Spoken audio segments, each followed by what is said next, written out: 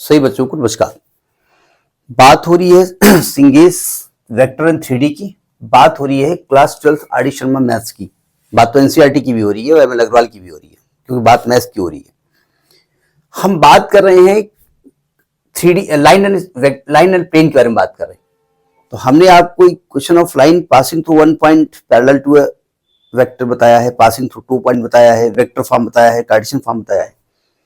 अब कभी कभी क्या होता है कि कार्टेशियन फॉर्म में इक्वेशन दी होती है, उसको वेक्टर फॉर्म में कन्वर्ट करना होता है, या वेक्टर फॉर्म में दी होती है और कार्टेशियन फॉर्म में कन्वर्ट करना पड़ता है। तो उसके लिए जो लाइन गिवन होती है ना, उसके जो रिश्तेदार होते हैं उनको पहचानना पड़ता है कि भाई ये कौन है, तब आप कर पाएंगे। तो टॉपिक ये है reduction of Cartesian form of line to vector form and vice versa. तो उल्टा भी करेंगे। तो हम पहले कार्टेशियन टू वेक्टर में कन्वर्ट करने जा रहे हैं और वेक्टर टू कार्टेशियन में कन्वर्ट करेंगे। ठीक है, तो सबसे पहले बात करेंगे कार्टेशियन टू सीएन टू वेक्टर में कन्वर्ट करने जा रहे हैं। ठीक है, तो हमने कहा देखो भैया, equation of line in Cartesian form क्या होती है? In Cartesian form. अब ये नहीं कहना a x plus b y plus c बराबर 0, नहीं, सही आप हैं, लेकिन 3D की बात हो रही है। तो कार्टेशियन फॉर्म में होती है x minus x1 upon a is equal to y minus y1 upon b is equal to z minus z1 upon c. ठीक है, अब लाइन तो आपने लिख दी। अब इसका इंट्रोडक्शन बताइए, ये कहना क्या चाहती है? कहना ये चाहती है कि line x1 y1 z1 point से पास हो रही है और इसके जो डीआरस हैं वो प्रोपोर्शनल टू एबीसी है। प्रोपोर्शनल इसलिए हम कहते हैं कि भाई हो सकता है इस लाइन के डीआरस हो 2, 4 और 6। तो जब आपने इस फॉर्म में लिखा होगा तो 2 से डिवाइड कर दिया होगा तीनों को, तो 1, 2, 3 लिखे जाएंगे, इसलिए प्रोपोर्शन करते हैं। मतलब ये डीआरस लिखे हो 2, -3 और -4, तो माइनस से मल्टीप्लाई कर दिया होगा तो -2, 3, 4 आपके हो सकते हैं, तो इसलिए प्रोपोर्शनल वर्ड किया जाता है। ठीक है, तो आप कहेंगे कि जो लाइन है, line is passing through point, line is passing through point A मान लेते हैं, x1 y1 z1 एंड, अब पैरेलल टू लाइन कहो या डीआरस डायरेक्ट कर दो, एंड डीआरस या हैविंग डीआरस प्रोपोर्शनल टू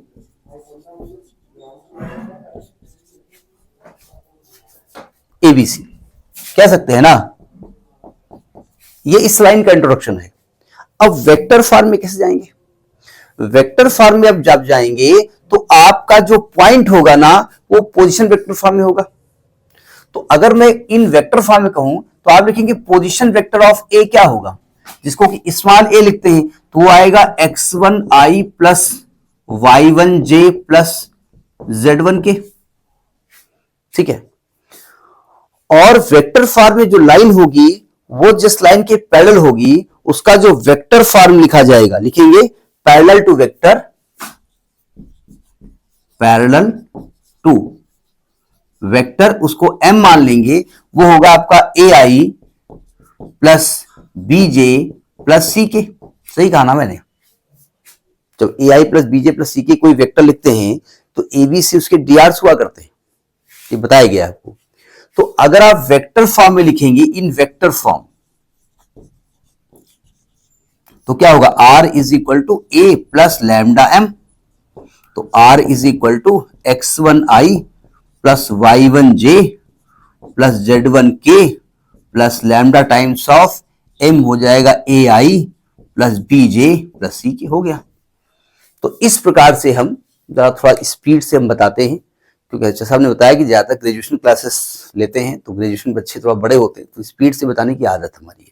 बहुत धीरे धीरे धीरे धीरे, आप कई लोगों ने देखा है कि 2 टाइम्स करके उनकी वीडियो को बताओ तब नॉर्मल स्पीड आती है, और मेरी थोड़ा जल्दी होती है तो सॉरी। तो इस प्रकार से कार्टेशियन फॉर्म को वेक्टर फॉर्म में हम कन्वर्ट करते हैं। समझ में आई बात? अब हम वेक्टर टू कार्टेशियन निकालने जा रहे हैं कि भाई अगर मान लीजिए वेक्टर फॉर्म में लाइन दी हुई है, तो पहले तो लाइन का इंट्रोडक्शन देना पड़ेगा कि भाई लाइन जो दी है उसके रिश्तेदार कौन कौन से हैं। तो वेक्टर टू कार्टेशियन बताने जा रहे हैं, वेक्टर टू कार्टेशियन फॉर्म।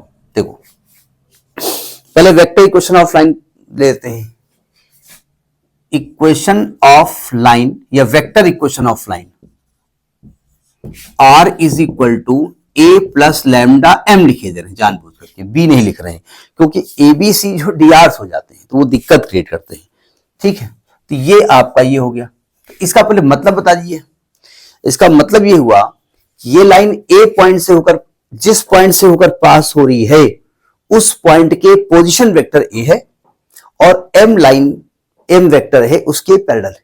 ठीक है, यानी हम कहेंगे कि आपके जो है ए जो यहां पर लिखा जाएगा, यहां पर ए क्या लिखा जाएगा, यहां पर ए लिखा जाएगा x1i plus y1j plus z1k,